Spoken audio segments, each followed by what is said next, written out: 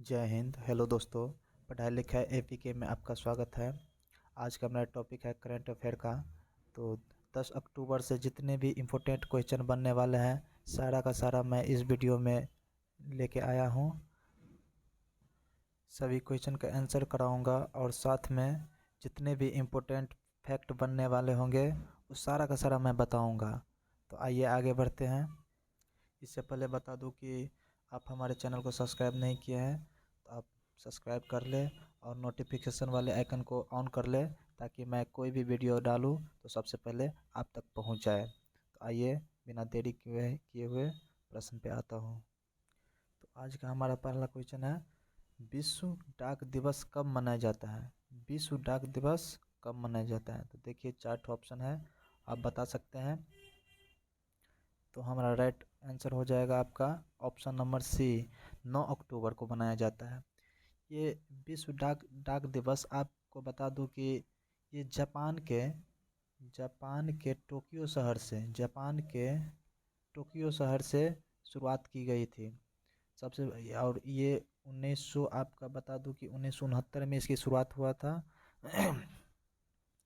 और साथ ही ये यूपीयू यूनिवर्सल पोस्टल यूनियन आपको यूनिवर्सल पोस्टल यूनियन जो 9 अक्टूबर 1874 को इसकी शुरुआत हुआ था। और इसी से ये 9 अक्टूबर को विश्व डाक दिवस मनाया जाता है। तो इसकी शुरुआत कहाँ से हुआ था? जापान के टोक्यो शहर से। और आपको बता दूं कि 2022 की विश्व डाक दिवस की थीम क्या है? तो ये आप लिख लीजिएगा, पोस्ट फॉर प्लेनेट। देखिए, पोस्ट फॉर प्लेनेट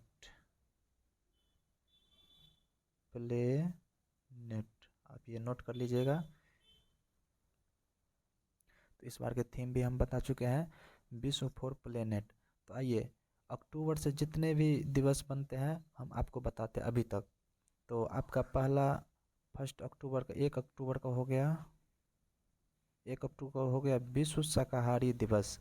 2 अक्टूबर को बनने वाले अंतर्राष्ट्रीय अहिंसा दिवस जो गांधी जयंती भी है। 3 अक्टूबर को विश्व प्रकृति दिवस। 4 अक्टूबर को विश्व अंतरिक्ष सप्ताह। ये देखिए, अंतरिक्ष सप्ताह आपको 4 अक्टूबर से 10 अक्टूबर तक चलेगा। 5 अक्टूबर विश्व शिक्षक दिवस। और 6 अक्टूबर का आपका हो जाएगा विश्व मुस्कान दिवस। तो इतने सारे आपको अक्टूबर से हम बता दिए। अभी तक जितने भी अक्टूबर दिवस हुआ है हम इस वीडियो में आपको बता दिए हैं। आप एक जगह नोट कर लीजिएगा और बार बार रिवाइज करके आप याद कर लीजिएगा, क्योंकि दिवस कोई भी एग्ज़ाम में पूछ लेते हैं। तो अगर आपका ये वीडियो हमारा सही लगे तो आप लाइक कीजिएगा, सब्सक्राइब कीजिएगा। चलिए आगे के क्वेश्चन पे देखते हैं। देखिए, ये कुछ ललन टॉपिक देख लेते हैं। सुल्तान जौहर कप। ये अब सुल्तान जौहर कप, सॉरी, सुल्तान जौहर कप के बारे में कुछ जान लेते हैं। ये कप मलेशिया में होगा। ये देखिए, ये कप मलेशिया में होगा। और इसमें जूनियर टीम जो बी ग्रुप का जो टीम होता है उसमें जूनियर टीम भाग लेगा। और भारत की ओर से भी इसमें भाग लेने वाला है जूनियर टीम। इसमें खिलाड़ी की मतलब संख्या होता है आपका 18। और ये आपको 22 अक्टूबर से 29 अक्टूबर तक चलेगा, यानी कि 29 अक्टूबर का इसका फाइनल हो जाएगा। 29 अक्टूबर का आपका इसका फाइनल हो जाएगा। तो ये कब चलने वाला है आपका 22 अक्टूबर से 29 अक्टूबर तक। और वो पूछ दे कि सुल्तान जौहर कप किस देश में होता है, तो सुल्तान जौहर कप इस बार का मलेशिया में आयोजित किया गया है। हाल ही में भारतीय रिजर्व बैंक ने किस बैंक के एमडी एंड सीयू के रूप में प्रशांत कुमार की नियुक्ति की मंजूरी दी है? यानी कि रिजर्व बैंक ने प्रशांत कुमार की नियुक्ति की मंजूरी दे दी है। और किस बैंक के लिए मंजूरी दी है? तो आपका राइट आंसर हो जाएगा option number C, Yes Bank. देखिए, ये प्रशांत कुमार जो है ना, ये पहले एसबीआई के वित्त मैनेजर थे, वित्त अधिकारी। एसबीआई के पहले वित्त अधिकारी थे और अभी आरबीआई ने इसे यस बैंक के एमडी एंड सीईओ के रूप में नियुक्त कर दिया है। तो आइए यस बैंक के बारे में कुछ देख लेते हैं। यस बैंक, ये इसकी स्थापना आपको 2004 में राणा कपूर और अशोक कपूर दोनों मिलकर इसकी स्थापना किया था। अब आरबीआई ने इसे नियुक्त किया है, तो आरबीआई के बारे में कुछ जान लीजिए। आरबीआई की स्थापना 1 अप्रैल 1935 को हुआ था। 1 अप्रैल 1935 को, देखिए ये थोड़ा लिखने में दिक्कत हो रहा है, चलिए आप नोट कर लीजिए, 1 अप्रैल 1935 को हुआ था। और आरबीआई का अभी वर्तमान का गवर्नर है शक्तिकांत दास। आरबीआई का मुख्यालय आपका हो जाएगा मुंबई, महाराष्ट्र में। तो आइए आगे बढ़ते हैं। आपका अगला क्वेश्चन है, हाल ही में ऑकलैंड में मोदी @20 ड्रीम्स मीट डिलीवरी पुस्तक का विमोचन किसने किया था? देखिए मोदी के बारे में ये पुस्तक है, इसका विमोचन पूछा गया किसने किया था। तो आपका हमारा राइट आंसर हो जाएगा option number B, S Jaishankar. S Jaishankar अभी हमारा विदेश मंत्री है, बहुत ही अच्छा मंत्री है। देखिए सबसे पहले ये पुस्तक जो है आपका किस चीज़ को बताता है? मोदी की 20 साल, ये जो एडिडेड 20 जो है 20 है, मोदी की 20 साल पहले 20 साल पहले 20 साल की करियर के बारे में ये पुस्तक में सारी चीज़ की जानकारी दिया गया है। इस पुस्तक में कि राजनीतिक करियर 20 साल पहले कैसे थे, कहाँ थे, किस राज्य में पहले मुख्यमंत्री थे, अभी के वर्तमान में भी जो प्राइम मिनिस्टर हैं, और कैसे, ये सारी जानकारी इस पुस्तक में दिया गया है। तो इसका हमारा राइट आंसर हो जाएगा option number B, S Jaishankar. तो आइए आगे बढ़ते हैं। देखिए यही पुस्तक है मोदी @20, यही पुस्तक है मोदी जी के बारे में जो पिछले 20 साल के बारे में बताता है। तो हमारा अगला आंसर हो, हाल ही में समाज सेवा के लिए सेवा रत्न, देखिए सेवा रत्न, समाज सेवा के लिए सेवा रत्न पुरस्कार से किसे सम्मानित किया गया है? बहुत ही बड़ा ये भी पुरस्कार है समाज के, मतलब इस माध्यम से सेवा रत्न, ये आपका आंसर हो जाएगा option number B, Ratan Tata. अभी जो रतन टाटा जो है इसको सम्मानित किया गया है सेवा रत्न से। देश के सबसे बड़े उद्योगपति स्मार्ट टाटा समूह के चेयरमैन आपका हो जाएगा रतन टाटा जी। और इसको इसलिए सम्मानित किया गया है कि समाज से जुड़े सेवा और परोपकार के क्षेत्र में बहुत सारे काम किए हैं, इसीलिए इसे सम्मानित सेवा रत्न पुरस्कार से सम्मानित किया गया है। बहुत ही अच्छी बात है, रतन टाटा समाज पे भी ध्यान देते हैं और उद्योगपतियों में भी बहुत आगे हैं। तो आइए अगला क्वेश्चन की ओर चलते हैं।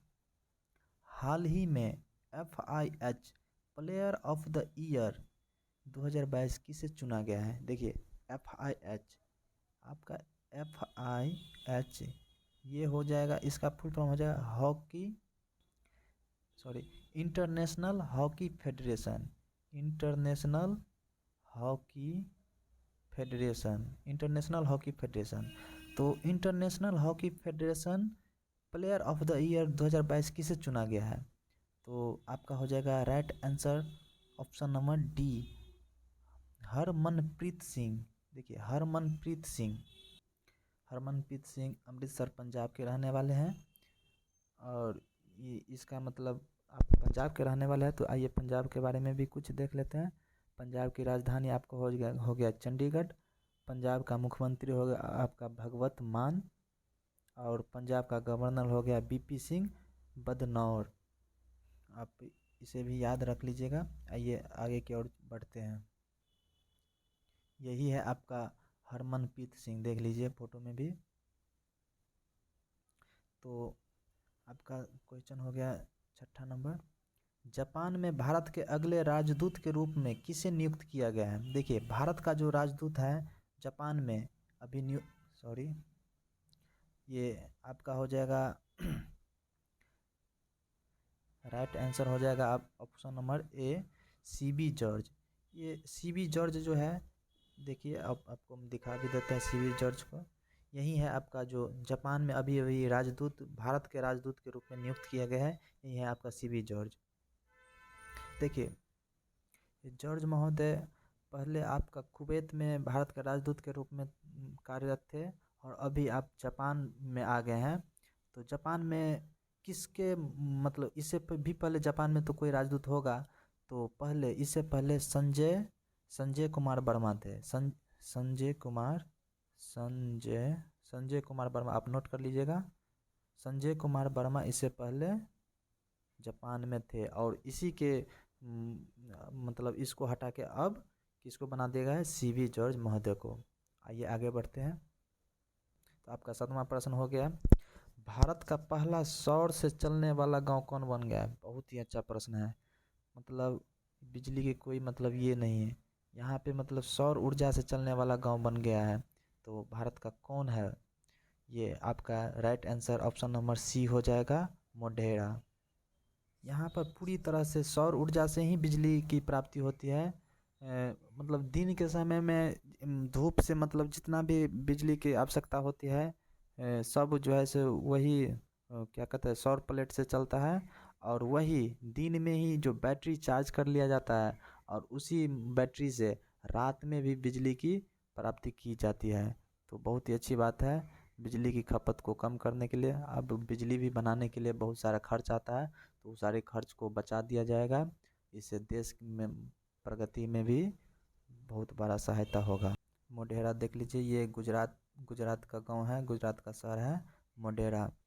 तो बात गुजरात की है तो गुजरात के बारे में भी जान लेते हैं। गुजरात का आपका कैपिटल हो जाए यानी कि राजधानी हो जाएगा गांधीनगर, और गुजरात का मुख्यमंत्री हो जाएगा आपका भूपेंद्र पटेल साहब। तो आइए आगे के प्रश्न की ओर चलते हैं। तो हमारा 8 नंबर क्वेश्चन है, विश्व के सबसे ऊंचे प्रतिमा राजस्थान के किस शहर में बनाया गया है। विश्व का सबसे ऊंचा प्रतिमा है राजस्थान के आपका बनाया गया नाथ द्वार। ऑप्शन नंबर आपका ए हो जाएगा नाथ द्वार। राजस्थान का एक शहर है नाथ द्वार, यहाँ पे शिव की सबसे ऊंची प्रतिमा बनाया गया है जो आपका 351 फीट 351 फीट ऊंचा है। फिगर में भी आपको दिखा देते हैं, देखिए यही है राजस्थान के नाथ द्वार में इसकी ऊंचाई है आपका 351 फीट। इसकी ऊंचाई है 351 फीट। विश्व की सबसे ऊंची प्रतिमा है जो हमारे राजस्थान में बनाया गया है। तो यहाँ पे शिव महोत्सव भी चलेगा, और शिव महोत्सव आपको 29 अक्टूबर से 6 नवंबर तक चलेगा। शिव महोत्सव यहाँ राजस्थान में नाथपुर में शिव महोत्सव 29 अक्टूबर से 6 नवंबर तक चलेगा। तो बात राजस्थान की है, तो राजस्थान का आपका राजधानी हो जाएगा जयपुर। राजस्थान का मुख्यमंत्री हो जाएगा आपका अशोक गहलान। चलिए अगले क्वेश्चन की ओर चलते हैं। किस कंपनी को भारत में पहला माइक्रो कैटेगरी ड्रोन सर्टिफिकेट मिला। मतलब कि भारत सरकार ने सबसे छोटा ड्रोन माइक्रो मतलब बहुत छोटा हो जाता है, छोटा ड्रोन का सर्टिफिकेट मिला है जो छोटा ड्रोन बनाता है इसी का। तो कौन सी कंपनी हो जाएगा आपका राइट आंसर हो जाएगा option number B, Asteria Aerospace limited.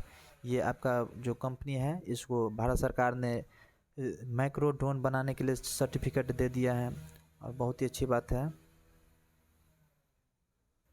अब इसी कंपनी को क्यों मिला है, तो इस कंपनी ने स्वदेशी रूप से डिजाइन किया गया है। और A200 मतलब A2 जो ड्रोन जो नाम है ना, बहुत ही अच्छा ड्रोन है, इसलिए इसे मान्यता प्राप्त कर दिया गया। देखिए माइक्रो ड्रोन जो होता है ना आपको बहुत ही छोटा होता है। ड्रोन का काम होता है आपको छिप करके किसी जगह या किसी स्थान की खोज करना, वहाँ पे निगरानी रखना। तो आप अगर बड़ा ड्रोन बनाइएगा तो कहीं पे आप दिख जाएंगे तो पकड़ा जाएंगे, तो ये कोई मतलब ये अच्छी बात नहीं हुई। मान लीजिए कोई आप काम के लिए गए, गुप्त सूचना मांग के लिए गए और आपका मतलब पकड़ा गया, तो आप ऐसे ड्रोन बना के कौन सी फायदा। तो इसीलिए मैक्रो ड्रोन आप बनाता है। देखिए आप अंतरिक्ष में भी कोई चीज़ भेजा जाता है ना, तो मैक्रो मतलब छोटा चीज़ भेजा जाता है। बड़ा चीज़ अब मतलब बहुत उससे ज़्यादा काम कर देता है आपका मैक्रो छोटा चीज़। तो मैक्रो ड्रोन ही भी बहुत ही ज़्यादा मतलब कारगर है। कोई भी काम करने में आपका सक्सेस है, कोई भी मतलब खोज कर देगा और वो छिप जाएगा जल्दी मतलब पकड़ में नहीं आएगा। इसलिए अब कोई भी काम करता है ना तो मैक्रो चीज़, स्पेस में भी मैक्रो भेजता है, ड्रोन भी मैक्रो बन जाता है। आइए हम अगला क्वेश्चन नंबर 10 की ओर चलते हैं। देखिए, वायु प्रदूषण को नियंत्रित करने के लिए किस राज्य ने एंटी डस्ट अभियान शुरू किया है? तो आपका राइट आंसर हो जाएगा option number C, Delhi. Delhi सरकार ने एंटी डस्ट अभियान शुरू किया है, क्योंकि अब 2 महीना बाद जो है शीत आ जाएगा, ठंडी का समय आ जाएगा। तो ठंडी के समय में प्रदूषण को रोकने के लिए, नियंत्रित करने के लिए एंटी डस्ट अभियान शुरू किया है। ये आपका दिल्ली सरकार पर्यावरण मंत्री गोपाल राव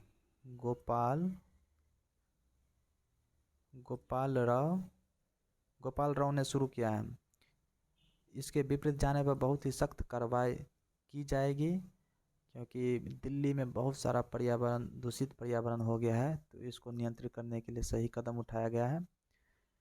तो आइए अगले क्वेश्चन के, आज का ये लास्ट क्वेश्चन था और आपके लिए आज का प्रश्न आपके लिए। हाल ही में भारत निर्वाचन आयोग किसे अपना नेशनल आइकन बनाया है? तो आप 4 ऑप्शन है, आप बताइएगा कमेंट करके बताइएगा, और इससे जुड़े सारा फैक्ट भी बताइएगा, क्योंकि आप जो चीज़ लिख देते हो आप कभी भूलते नहीं हो। कोई भी चीज़ पढ़ने से लिखना बेहतर होता है। लिख कर पढ़िए, वो बहुत ही कारगर होता है, आपको जल्दी भूलने नहीं देता है। तो आज का यही तक था। ये वीडियो कैसा लगा आप कमेंट के ज़रिए ज़रूर बताइएगा। अगर ये वीडियो आपको अच्छा लगा, हेल्पफुल लगा, तो लाइक एंड सब्सक्राइब ज़रूर कीजिएगा, और साथ ही साथ इसको शेयर भी कर दीजिएगा, ताकि बहुत सारे बच्चे को पढ़ाई के साथ साथ नॉलेज का ज्ञान हो सके। जय हिंद।